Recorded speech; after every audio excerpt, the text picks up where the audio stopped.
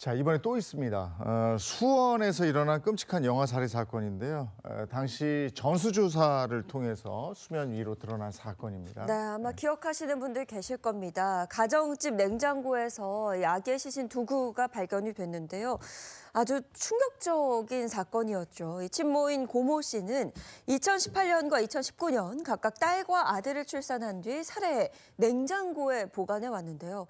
이미 남편과 남편 사이에 3명의 자녀를 두고 있어 경제적으로 어려움을 겪는 와중에 또 출산하게 되자 범행을 했다라고 진술했습니다. 정말 엽기적인 사건이 아닐까요? 이게 1년 간격으로 아이를 낳고 연달아 살해하면 아이를 왜 낳았습니까? 그러니까요. 이게 당시에 전수조사가 없었더라면 아마 이 사건도 영영 묻혔을 겁니다. 이 친모는 형편이 어려워서 기를 자신이 없었다라고 하면서 남편에게는 낙태 수술을 했다라고 거짓말을 했다고 합니다. 남편은 낙태 수술을 했다는 아내의 말을 믿었다고 하고요. 이 무려 5년 동안이나 냉장고에 아이들의 시신을 보관해 왔던 거죠. 당시 이게 영아 살해죄냐 살인죄냐 이렇게 분분했는데 살인죄가 적용이 됐어요. 네, 맞습니다. 당시 친모는 당 심신미약을 주장했습니다. 아이를 낳고 굉장히 불안했고 경제적으로도 상황이 안 좋다 보니까 그랬다라는 거죠. 그리고 그러면서 살인죄가 아니라 영아 살해죄가 적용돼야 된다고 주장을 했는데요. 재판부가 받아들이지 않아서 살인죄가 적용이 됐고요. 징역 8년이 확정이 됐습니다. 이거 알고 이렇게 주장한 게 아닐까 싶어요. 영아 살해죄가 살인죄보다 처벌이 가볍다. 네. 이걸 이미 알고 이렇게 주장한 게 아닐까 이런 합리적 네, 의심이 맞습니다. 듭니다. 네, 지금은 바뀌었습니다만 당시 형법에는 영아 살해죄와 영아 유기죄가 어떻게 규정돼 있었냐면요.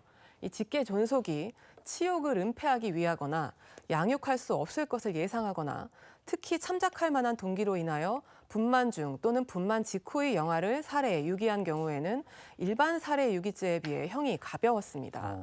살인죄의 경우에는 사형, 무기 또는 5년 이상의 징역에 처하고 있고 존속 살해죄의 경우에는 사형, 무기 또는 7년 이상의 징역에 처하도록 규정하고 있는데 영아 살해죄의 경우에는 10년 이하의 징역에 그쳤던 겁니다.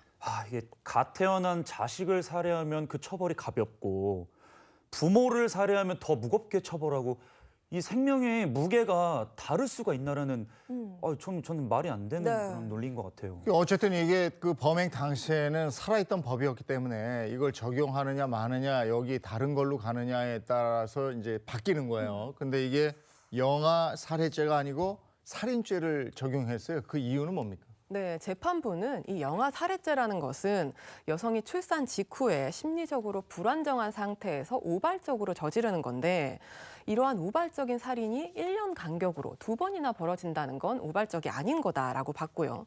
그리고 이 시신을 보관해 왔다는 것 자체가 우발적이지 않다고 봤습니다.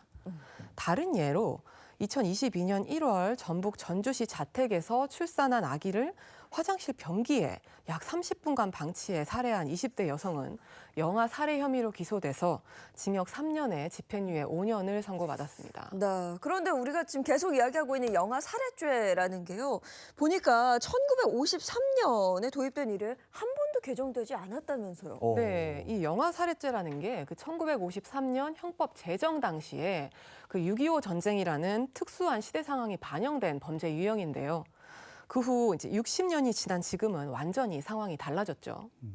그렇죠. 그 당시에는 뭐 어려서 사망하는 아이들도 많았을 거고 네. 그다음에 전쟁 이후에 혼란기였기 때문에 그때는 그랬을 수 있어요. 근데 지금하고는 그 상황이 전혀 다르잖아요. 네, 그 영아 살해에 대해서 잇따라 솜방망이 처벌이 내려지면서 국민적인 공분이 커졌는데요. 일례로 자택에서 여자아이를 출산한 산모가 그 빌라 4층 창문 밖으로 아이를 던져 살해한 사건에서 이 피고인이 반성하고 있다는 점을 참작해서 판결이 내려졌고요. 그리고 영아를 살해하고 시신을 불태우려고 했던 산모에게 집행유예가 선고되는 등 국민의 눈높이에 맞지 않는 판결이 계속 나오기도 했습니다. 아니 그런 상황에서 도대체 어떻게 집행유예가 나오는 거죠? 네, 그 반성문을 32차례 쓰고 반성하는 태도를 보였다는 겁니다. 그 반성하는 경우와 하지 않는 경우를 구분해서 양형에 반영할 수는 있지만 이 사건의 경우에는 이 범죄 행태를 볼 때 너무 과도하게 감형한 판결이라는 생각이 듭니다.